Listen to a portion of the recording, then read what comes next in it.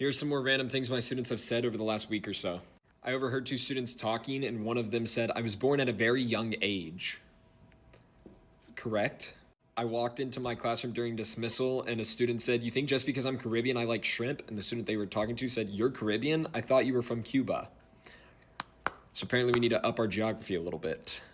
I had a student ask me, "What month is January?" I said, "What?" They said, like, "What number month is January?" And I thought in my head of all the ways this could possibly be a 6-7 joke, and they just genuinely didn't know. I said, "1?" And they went, "Oh." We've made our way to the Civil War and the causes of it, at least. And I asked the class, "Does anybody know who John Brown was?" And one student said, "I know who John Mayer is." All right. Similarly, we were talking about John Brown, and we read a secondary source that was debating whether or not John Brown constituted as a terrorist or not. And basically, the person said, no, he was a revolutionary because he incited terror for change, as opposed to terror for terror.